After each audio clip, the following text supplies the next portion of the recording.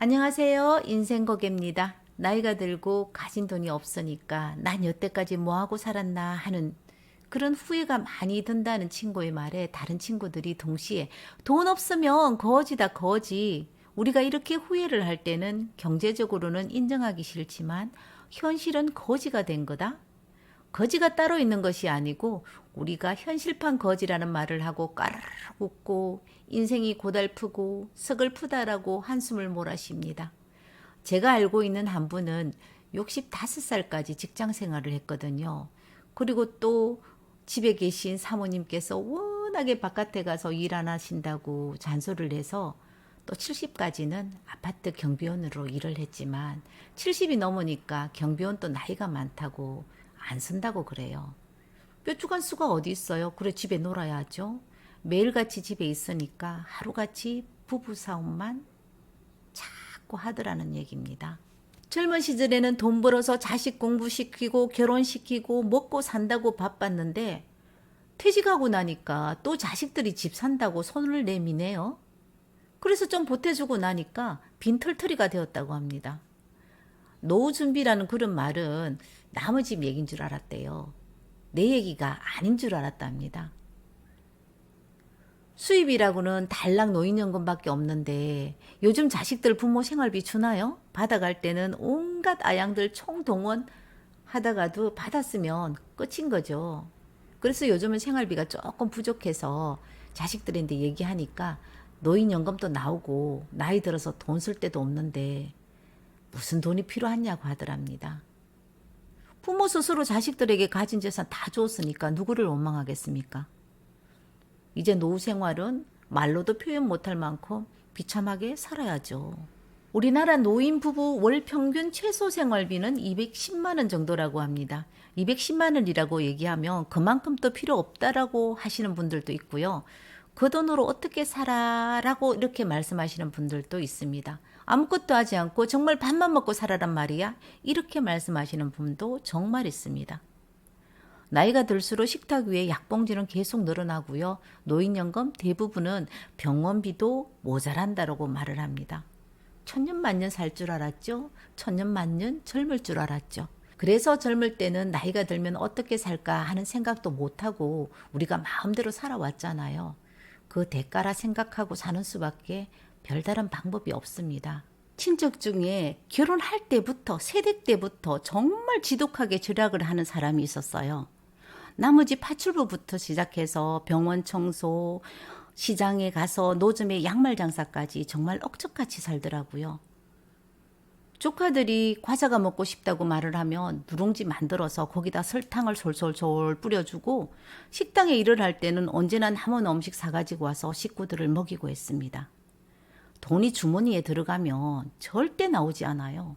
수십 년을 살아도 한 번도 변하지 않는 그 생활을 하고 있습니다. 아이고 질부는 좋은 옷을 입어도 태가 나지만은 난 아무리 좋은 옷을 입혀놔도 태가 안 나서 좋은 것 안 입는다 이렇게 말씀하시며 지금도 구제 옷집에서 1,000원짜리 2,000원짜리 옷을 구입해서 입고 다니십니다. 70이 되도록 여행은 물론 외식 한 번 하지 않고 오직 돈만 통장에 모아두었죠. 자식보다 더 예쁘다는 통장을 보면서 하루를 시작하고 하루를 마치는 것이 유일한 기쁨이었고 행복인 이 사람은 자식도 남편도 돈 앞에는 보이지 않는 사람이었습니다. 그런 탓인지 딸은 25살에 심한 우울증으로 극단적인 선택을 해서 세상을 떠났고요. 아들은 유흥업소로 배회하는 망나니로 지금 살아가고 있습니다. 딸이 마지막으로 엄마에게 남긴 말은 엄마 나 정말 외로웠어요. 엄마 제발 이제 돈만 보지 말고 엄마도 거울을 한번 보고 살면 안 됩니까? 이제 엄마도 나이가 들었잖아요. 더 이상 나처럼 아빠랑 오빠도 외롭게 만들지 마시고 같이 행복하게 그렇게 살아줬으면 좋겠습니다. 라고 남겼대요. 돈이 많으면 뭐합니까? 쓰지 않으면 거지지요. 세상 사는 것이 무엇이 옳고 틀린지는 모르겠습니다만 거지가 따로 있나요? 이게 바로 거지 같은 인생이죠. 나이가 들면 작은 평수 임대 아파트로 들어가서 살 거라는 사람이 있었습니다.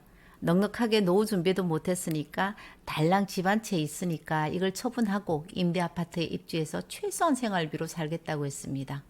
그래서 우리 같은 자리에 모인 사람들끼리 국민연금관리공단 홈페이지에 접속해서 연금 조회를 단체로 했던 적이 있었어요.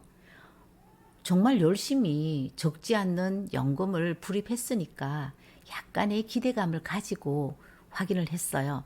그런데 결과는 아이고 이거밖에 안 돼? 실수령액은 얼마 되지 않더라고요.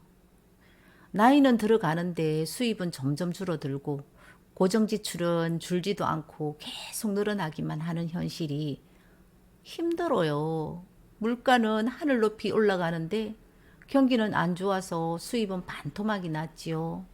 무리해서 집 크기 넓혀서 매달 나가는 주택담보대출 원금과 이자는 나를 비롯해서 모든 사람에게 가장 큰 부담일 겁니다. 어릴 적 친정 엄마는 봄이면 산나물을 캐러 깊은 산속을 헤매고 다니셨습니다.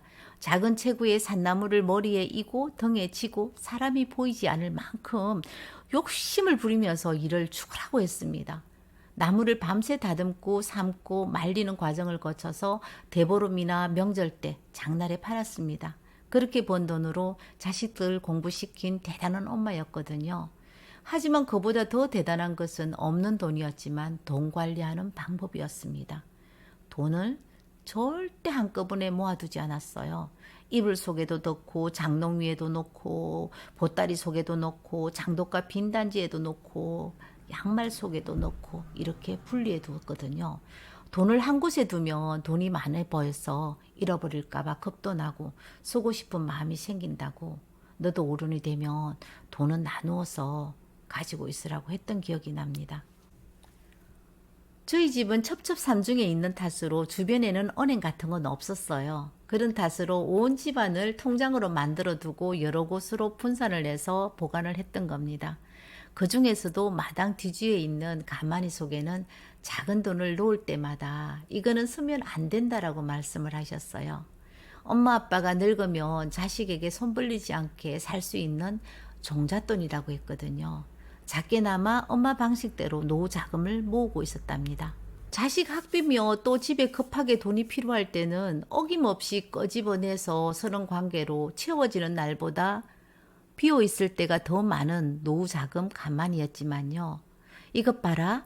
돈은 모아두면 자꾸 쓸 일이 생긴다. 돈에도 눈이 있단다. 그리고 돈은 써야 들어온다고 했습니다. 아무리 절약을 해서 노후 준비를 해야 되지만 건강을 잃으면 아무 소용 없습니다. 시장에 나가면 엄청난 물가에 손이 오그라들지만 먹는 것만큼은 잘 먹어야 됩니다.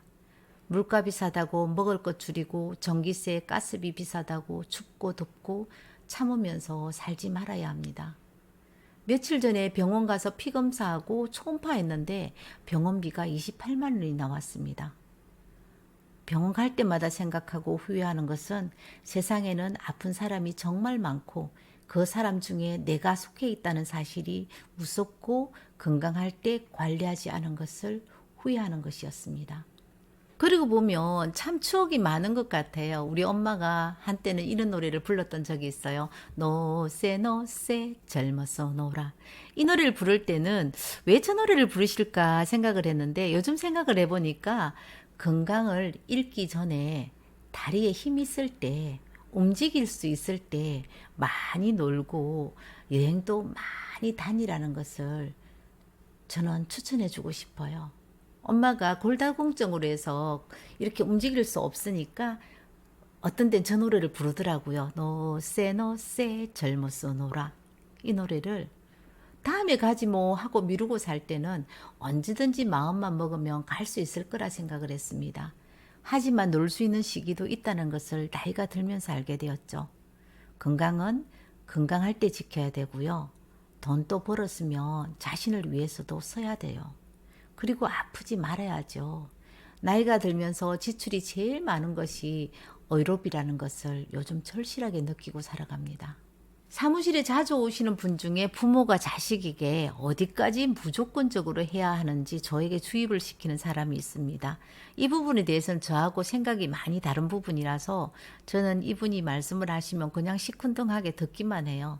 이분은 상가 건물도 있고요. 아파트도 있고요. 땅도 있고요. 지금 현업에서 일을 직접 하고 있는 사람이에요. 그러니까 고정적인 수입이 계속 나오는 사람이라고요. 하지만 특별한 일이 없는 한 배달 기사에게 배달도 안 시키고 자신이 직접 배달을 합니다. 배달료만큼 더 많은 수입을 볼 수 있다는 얘기죠. 눈길에 오토바이 사고로 다리를 다쳐서 붕대를 칭칭 감고 배달하는 것을 보고 난 깜짝 놀랐어요.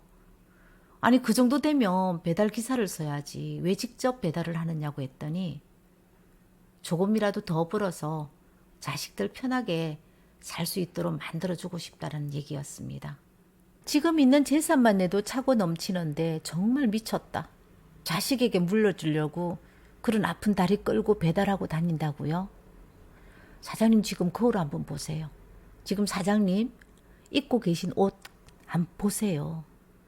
지금 지하활용에 가도 그런 옷 없다고요. 목도리 한번 보세요. 기름때가 그냥 덕지덕지 붙었어요.